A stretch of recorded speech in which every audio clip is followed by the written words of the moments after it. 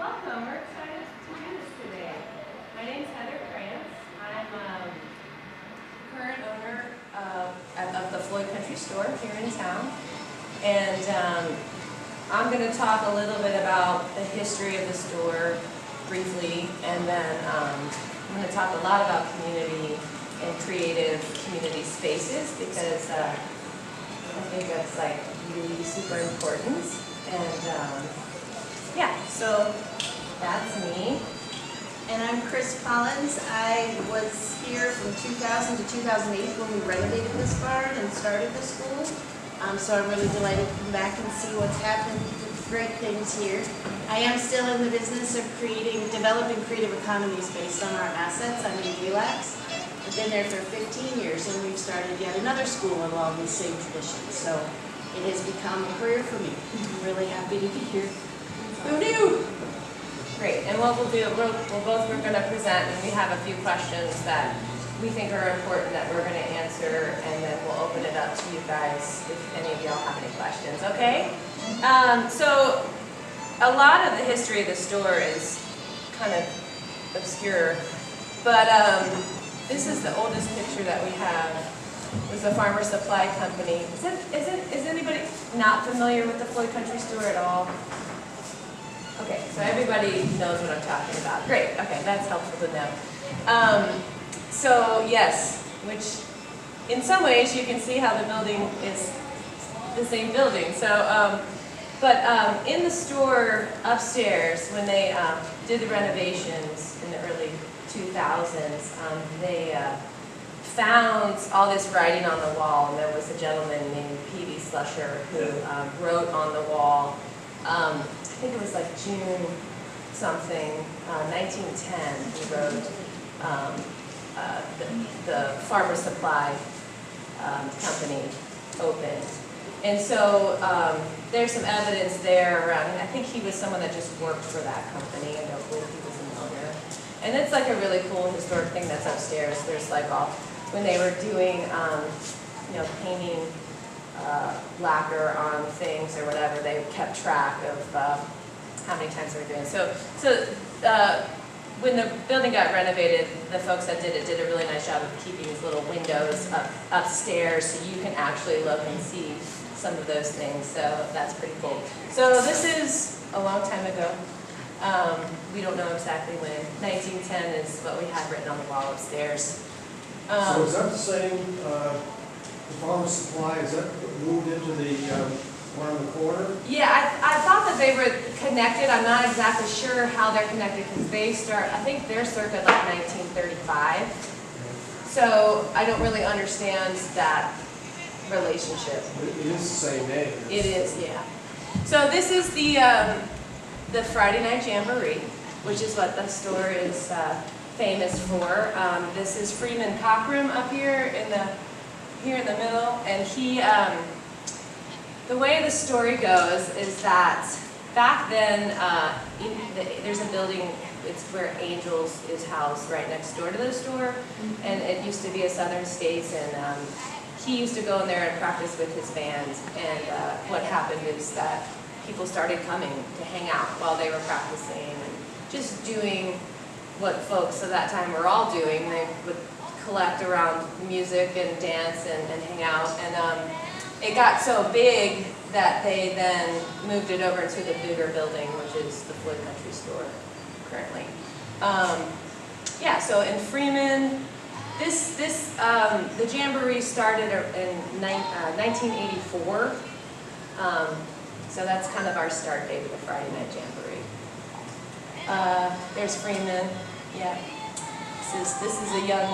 This young lady actually is Laura Slusher, who worked for me for a long time. So it's really cool because when we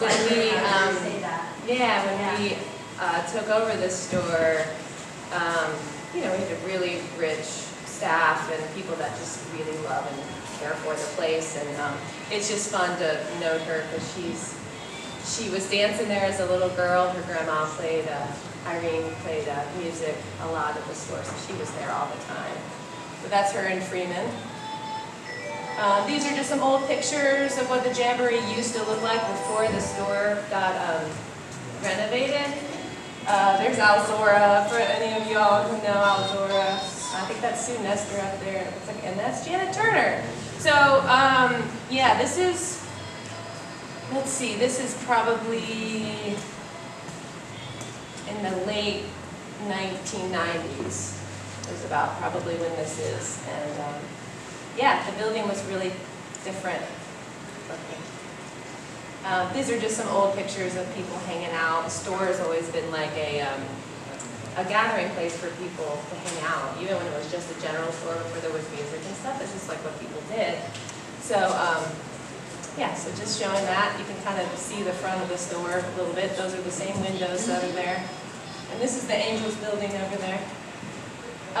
There's Mac Trainum up there. I put him in there because he's, look how young he is. He's out there today somewhere. He's going to be around. I think they're doing a presentation later today. He's still with us.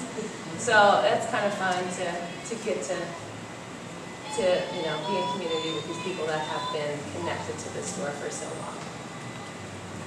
Yep, there's Janet Turner again. We lost her a few years ago.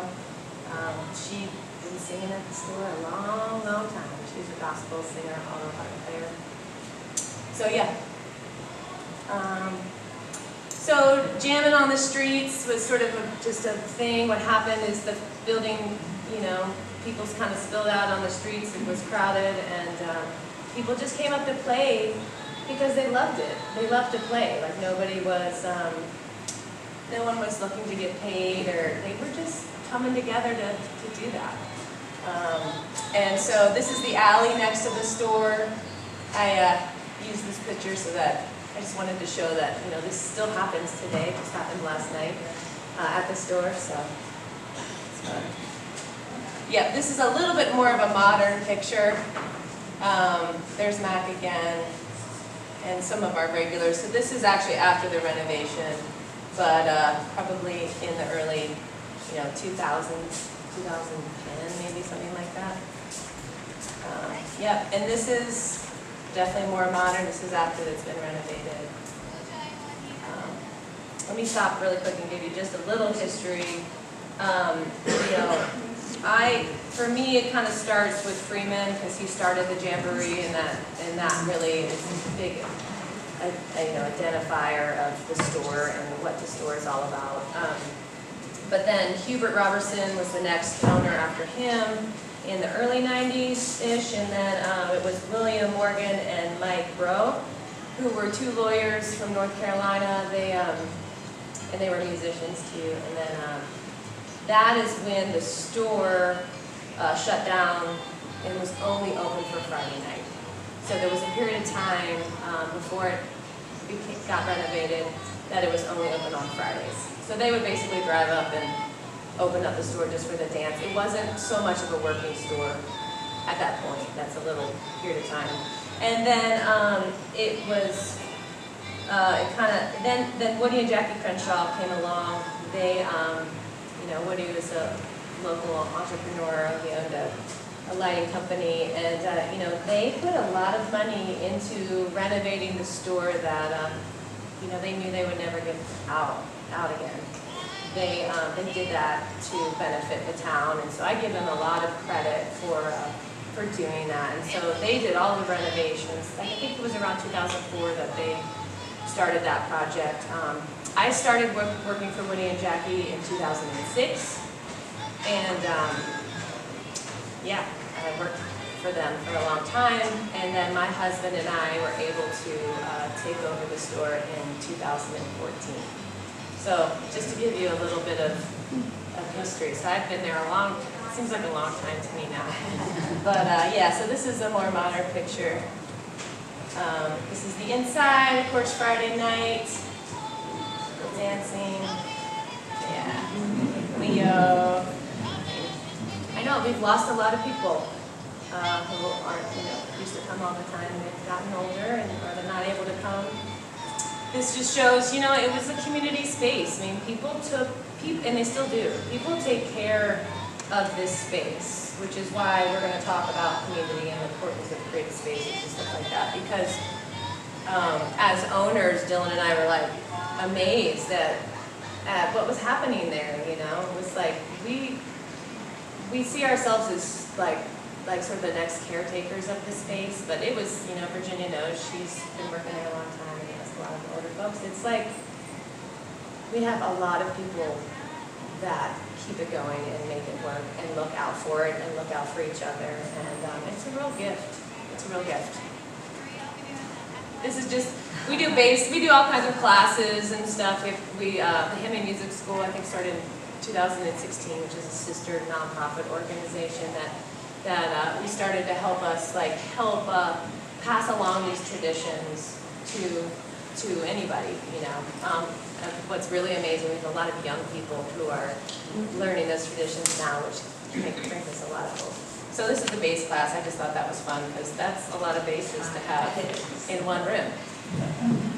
So these are our young people. This was right after our youth get-together that the Handmade Music School put together, and this is the same alley that I showed you a few times earlier, and super exciting to, they're just really inspiring. So what's the blue t-shirt? That was from the camp. They all made their shirts. Handmade Music School. Yeah, that's where they made their shirts at camp when they were there.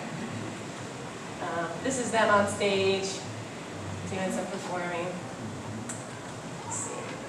This is our beginner jam, and so that's a lot of young people and old people. That's a great opportunity for a blending of folks.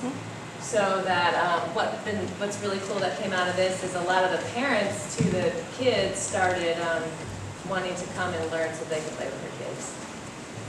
So, this is the jam, our old time jam. That happens every Sunday. This is a craft. This is the Lumberjack Day Linda did. I put this in here because she's out there, so you can go see her and check out the Lumberjacks. But this was just a class that we did, so I just put this in here to show you a little bit about what kind of the things that the store is doing now to help, you know, keep the community thriving. All right, so hopefully I did okay on the time. Oh, did okay. Did okay? Yes. I'm gonna pass it off to Chris here. She's gonna talk a little bit about the history of the space that we're in right now, actually. So I moved here in 1993, and in 2000, the Jacksonville Center at the time had been formed as a nonprofit, and they had had some exhibits. I remember coming in the old barn before it was renovated and seeing exhibits. And then just about the time that I gave birth to my daughter, there was a posting. I was thinking I wanted to go part-time. I have a long history in the arts. I applied, and it was a part-time administrative assistant to help administer the grant to renovate the barn to be an incubator for the arts. And it, as it turns out, was really the first of several projects in Southwest Virginia that is really focused on recreating our history, preserving our cultural heritage through classes, not only as an economic development initiative, but also a community development initiative. So they hired me, and we started to renovate the barn. The Hayloft Gallery, of course, we have the gallery, we have this space, and downstairs the idea was that it would create spaces for small businesses, creative businesses, an incubator for the arts. So shortly after we finished renovation, we looked to hire our incubator manager. For those of you who remember Wayne Bradburn, he was hired as the incubator manager and soon became one of the very best friends I may ever have in my entire life. He and I, this building was just completely bare and open and brand new renovated, and he and I carried in a desk and carried in a phone, plugged it in, and then started business. Can we flip some slides here? Yeah, absolutely. Oh, okay, So there's these the were barn. just- Yeah. That's what it was. There's the proof. It really was a barn. Some renovation had happened then, right? I think so. We Yeah. had the deck and the stairs. There's the logo. This is a little more modern, back when it was the Jacksonville Center. So in 2005, I mean, the incubator got started. We really were ramping up the exhibits at that time. in 2005, Carrie Schmidt with the Department of Agriculture came to visit, and she said there's unallocated funds, and she wanted nothing more than a craft school like North Carolina has, Penland, Johnson Campbell. So at that time, we had an emergency board meeting and said, okay, this isn't going to be offered again, one. Two, what do you say? You say yes, please, thank you. So we accepted the money, we accepted the challenge, and opened the school portion of the Jacksonville Center in 2005. So there's some brochures over there, which just about blew my mind, because that just seems like ancient history to me. But what we did is we took the creamery where the milk was processed and renovated that into the pottery studio. We built the pole barn for the blacksmith shop, and that was a thrill. It was my dad, who was a blacksmith, and Elmer Rauch, who's a world-known smith. And with the allocated funding, what do you buy? How do you do this? You know, we built the pole barn, and we just kept buying things, and we had an opening weekend. We had 12 blacksmiths. We had a whole crew of volunteers who made food for them and provided accommodations. And in that weekend, they took all the things that we bought and built the different stations, built the racks, built the shop in a weekend. And that was just a real thrill. And I think Heather was one of our first tenants. Yes. In the school. Were you with the music school at that time? Oh no, so my husband and I still own a company called DLP Concerts. And yeah, we were one of the first tenants here. My 19-year-old son learned how to walk down the halls. Oh my gosh. Because they were straight bump, and he came to work with me. And so, yeah, I've got some good memories here. George Lipson, too, was an incubating artist. Green Label Organic, if you know his business. I think he's still here and thriving well. Yeah. Excellent. Yeah. Well, this is another picture of the unrenovated space we're in right now, actually. This is you getting the checks. So, yeah, this is Lee Chichester in the center in the pink sweater, who was my chair. I was the board chair when I was hired, and I had the benefit of working with her. You know, in preparing for today, obviously that's a long time ago, and it really, like I said, formulated what I've done with my life since then. Lee had some of the best advice for me in working in nonprofit. She said, if everybody can check their ego at the door and you focus on the prize, there is nothing that can keep you from doing it. And I've experienced that, and it's just the most humbling, most gratifying work. So it really is developing a creative economy based on our assets. And our assets in this area are both the creative arts and how beautiful it is, and the people that are drawn to those things, and that's us.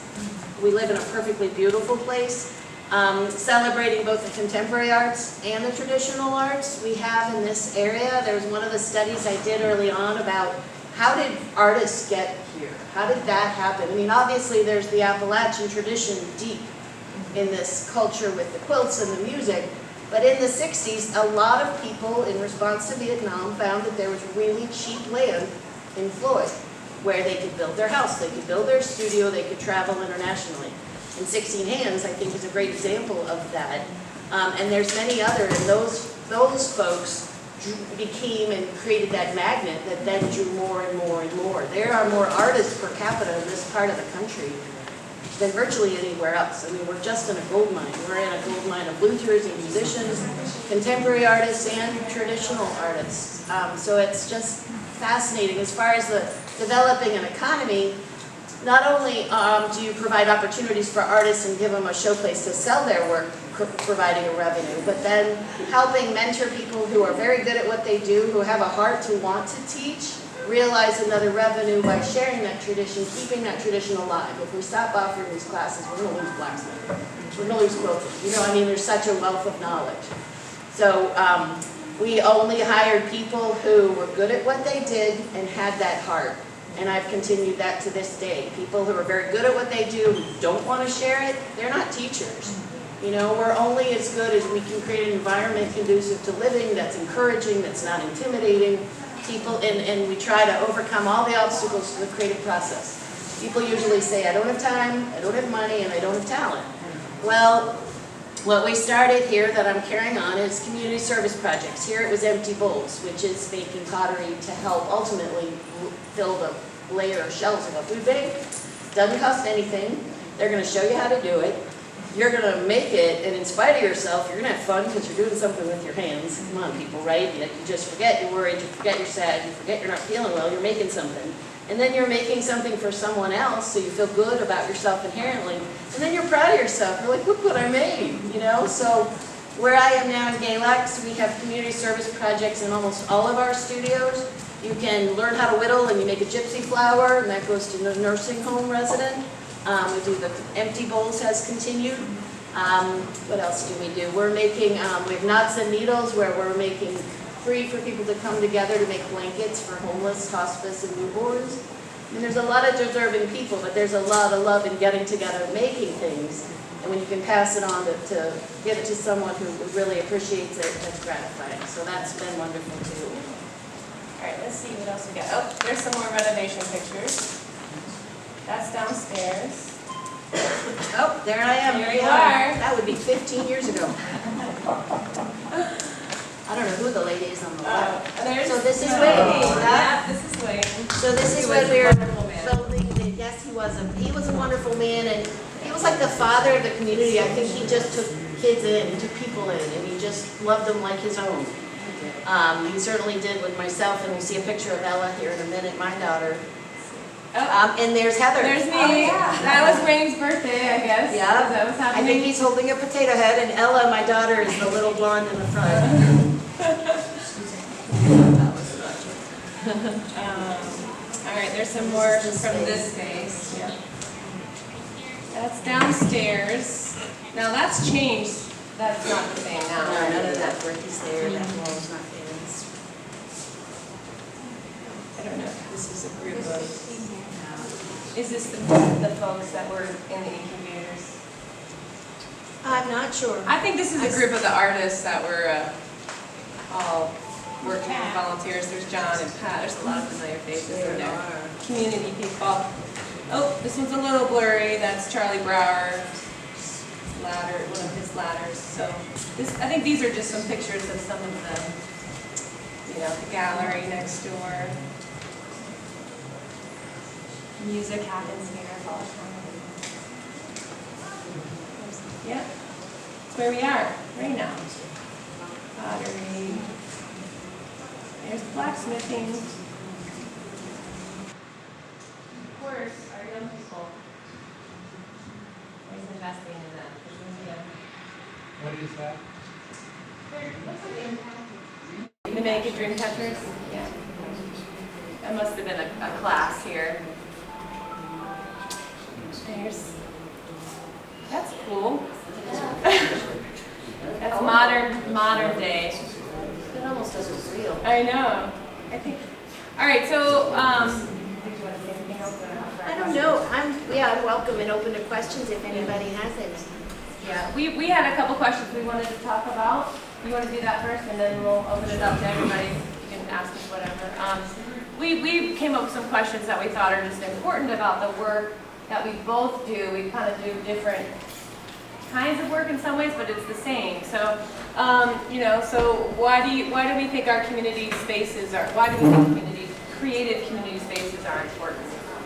So, you want to start? You want me to start? You can start. Okay. Well, I mean, I think that it's pretty obvious that these are the things that bring us together. It's much easier to. If you have a common activity. I see this at the store all the time. People, who are totally different, like maybe political or religious or different opinions of whatever, come together on the dance floor and share time together. And I think that especially nowadays, is extremely, extremely necessary. We have got to find the places of which we have our commonalities, the things that we have shared human relationships that are important, and so that's why I think creative community spaces are I think they're necessary, to build community. I would agree with that, and I would say that I think they're important because while the Jacksonville and Chestnut Creek School of the Arts was formed as an economic initiative, I think it's as much about community development as it is economic. When you can create a space that's magnetic, that draws like-minded people together, and then they start to collect. Old band, wasn't it? Yeah. And so what I wanted to say too in that context is while the Jacksonville Center was, I think, the first in this part of the country to really recognize the opportunity and the potential to both preserve our cultural heritage through classes, but really to transform a community, Chestnut Creek School of the Arts was really inspired by what was happening in Floyd. In fact, they came to see me when they were starting up. And then as I've been there, and it's rooted in downtown Galex. The main building is in the First Bank building. It's 100 years old. It's been historically renovated. We have wood and pottery as a separate studio, so it's like a downtown in the heart of an old town campus. The Wayne C. Henderson School of Arts was then inspired to be formed, and that's in Marion. Same thinking. Let's draw our talent in the community. Let's revitalize our immediate community.